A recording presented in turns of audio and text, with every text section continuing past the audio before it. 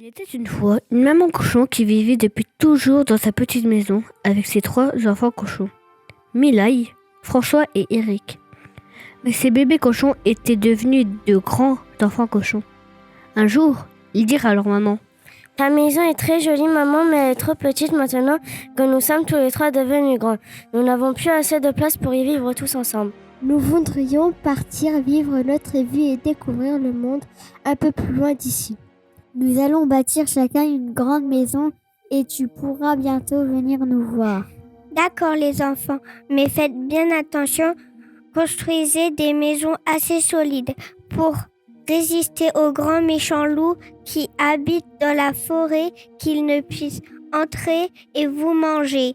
Puis les larmes aux yeux, elle embrassa ses trois enfants qui aussitôt dit, aussitôt fait, quittèrent la jolie maison de maman. Au revoir maman. Surtout ne sois pas triste. Nous te donnerons bientôt des nouvelles. Après un dernier au revoir, elle les regardait s'éloigner.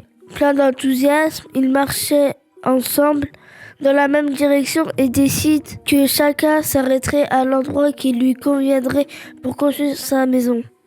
Milaï s'arrêta le premier. Regardez François et Eric, c'est ici que je vais m'installer. Je construirai ma grande et solide maison avec la paille que le monsieur vient de mettre en tas là-bas. Je vais tous de suite aller lui demander. S'il vous plaît, monsieur, est-ce que je peux avoir de la paille pour construire ma maison? Bien sûr, Milaï. Prends toute la paille qu'il te faut. Bon courage à toi. Merci, monsieur. Je vais m'y mettre tout de suite. François et Eric, continuez votre chemin pour trouver l'endroit qui vous plaira. On se reverra bientôt tous les trois. François et Eric se mirent en route pendant que Milaï commençait à construire sa maison en paille. Peu de temps après, François s'arrêta. Regarde Eric, c'est ici que je vais m'installer. Je construirai ma grande et solide maison avec le bois que le monsieur vient de mettre en tas là-bas. Je vais tout de suite aller lui demander. S'il vous plaît, monsieur, est-ce que je peux avoir du bois pour construire ma maison? Bien sûr, François, prends tout le bois qu'il te faut. Bon courage à toi. Merci, monsieur. Je vais me mettre tout de suite. Eric, continue ton chemin tout seul pour trouver l'endroit qui te plaira. On se reverra bientôt tous les trois. Eric se remit en route pendant que François commençait à construire sa maison en bois. Peu de temps après, Eric s'arrêta. C'est ici que je vais m'installer. Je construirai ma grande et solide maison avec les briques que le monsieur vient de mettre en tas là-bas. Je vais tout de suite aller lui demander, s'il vous plaît, monsieur, est-ce que je pourrais avoir quelques briques pour construire ma maison? Bien sûr, Eric, prends tous les briques qu'il te faut. Bon courage à toi. Merci, monsieur, je vais m'y mettre tout de suite. 5 jours plus tard, Milaï a terminé sa maison en paille. Demain, j'irai voir si François et Eric ont besoin d'aide. Pour le moment, je rentre me reposer. Le lendemain matin, Milaï se mit en route. Il aperçut bientôt François qui était devant sa maison de bois. Salut François, chouette, alors ça y est, toi aussi tu as terminé ta maison, comme elle est jolie. On pourrait aller voir si Eric a fini la sienne aussi. D'accord, bonne idée, allons-y tout de suite. Ils se mit en route tous les deux et aperçut bientôt Eric devant sa maison de briques. Salut Eric, chouette alors, ça y est, toi aussi tu as terminé ta maison? Comme elle est jolie. Bonjour Milaï et François, je viens juste de finir. Si vous êtes venus, c'est que vous avez chacun terminé la vôtre aussi. Oui, donc nous avons tous fini. Et maintenant, nous allons pouvoir inviter maman. D'abord, j'ai une idée. Préparons un bon goûter pour la recevoir. Moi, je vais aller cueillir des mûres, j'en ai repéré qui poussent le long du chemin près de ma maison. Je ferai une bonne tarte aux mûres, la tarte préférée de maman. Moi, je vais aller chercher de l'eau fraîche à la source près de la maison et je préparerai la tisane aux châtaignes, la boisson préférée de maman. Bonne idée, viens avec moi dans ma maison. Je vais te donner quelques bouteilles vides. D'accord. Et moi, je vais prendre mon grand panier pour aller ramasser du bois et j'allumerai un bon feu dans la cheminée. Comme ça, maman n'aura pas froid. Pendant qu'ils discutaient joyeusement, ils n'avaient pas vu que, caché derrière un buisson, le loup les observait et se disait déjà. Lequel des trois je vais croquer en premier? C'est décidé, ce sera celui-là. Je vais le suivre sans faire de bruit et je sauterai sur lui au bon moment. Je vais me régaler. Pressé de cueillir des mûres pour faire sa tarte, Milaï marchait très vite. Le loup le suivait en le regardant avec gourmandise et en se léchant les babines, mais soudain il buta sur une racine qui dépassait et ne put s'empêcher de pousser un cri en tombant. En entendant ce cri, Milaï se retourna, vit le loup à terre et se mit à courir à toute allure. Catastrophe!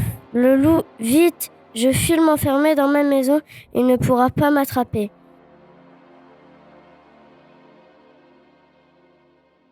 Milaï venait juste de se mettre à l'abri dans sa maison de paille quand le loup frappa à la porte. Petit cochon, gentil petit cochon, est-ce que je peux rentrer? Non, non, par le poil de mon petit menton. Alors je vais souffler sur ta maison de paille, et elle s'envolera. Le loup gonfla ses joues, souffla de toutes ses forces, et la maison de paille s'envola. Milaï fut projeté dans l'herbe. Au secours! Vite, François, ouvre-moi la porte de ta maison de bois. Entre vite, Milaï. Ici, tu ne risques plus rien.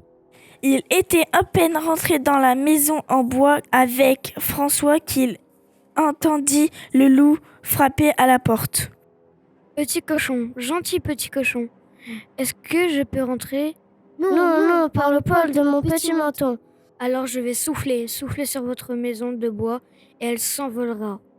Le loup se gonfla les joues, souffla de toutes ses forces et la maison de bois s'envola. Milaï et François se mirent aussitôt à courir en criant. Au secours! Vite, Eric, ouvre-nous la porte de ta maison de briques. Entrez vite. Ici, vous ne risquez rien. Il était à peine rentré dans la maison de briques avec Eric qu'il entendait le loup frapper à la porte. Petit cochon, gentil petit cochon, est-ce que je peux entrer? Non, par le poil de mon petit menton. Alors, vous allez voir, je vais souffler sur votre maison de briques et elle s'envolera. Il prit alors sa plus profonde respiration et souffla comme un fou. Mais cette fois-ci, la maison ne bougea pas. Cela le rendit fou, furieux. Cette maison est vraiment trop solide. Il faut absolument que je trouve une solution pour attraper ces maudits cochons. Il réfléchit quelques minutes. Ça y est, j'ai trouvé une bonne idée. Je vais me servir de leur échelle qui est contre l'arbre. En l'appuyant contre le mur de la maison, je pourrai grimper sur le toit et descendre dans leur maison par la cheminée. Ah! Ils vont être bien surpris. Regardez, le loup prend notre échelle. Il va essayer de passer par la cheminée pour rentrer dans la maison. Mais nous allons nous défendre. Vite, allumons tout de suite un bon feu dans la cheminée et mettons un grand chaudron rempli d'eau chaude. Oui, super idée. Il aura trop mal, il se sauvera et il ne pensera plus à nous manger. Effectivement, le loup monta à l'échelle, arriva sur le toit et descendit de la cheminée. Mais, comme prévu, il tomba tout droit dans le chaudron d'eau bouillante. Il poussa un hurlement qu'on entendit à des kilomètres à la ronde. Il remonta aussi vite et repartit comme il était venu par la cheminée. Ils sont trop forts, ces trois cochons. Jamais je ne pourrai les attraper. Il vaut mieux que je rentre vite chez moi pour me sécher et pour soigner mes brûlures. Eric, Milaï et François le virent partir en courant. Allez, voilà, tout ça c'est terminé. On n'entendra plus jamais parler de lui. Oui, Eric, c'est super, mais maintenant, nous n'avons plus de maison. Ce n'est pas très grave. Restez chez moi le temps que vous reconstruire chacun une maison de briques qui sera solide comme la mienne. Si vous voulez, je vous aiderai, ça ira plus vite. Merci Eric. Allez, oublions tout et invitons maman maintenant. Pour le moment, préparons tranquillement un bon goûter et nous ferons la fête ensemble chez moi. Nous commencerons à construire vos maisons de briques demain. C'est ainsi que, devant un bon feu de bois, les 3 grands cochons et leur maman dégustent un délicieux goûter, tarte au mûr et tisane aux châtaignes.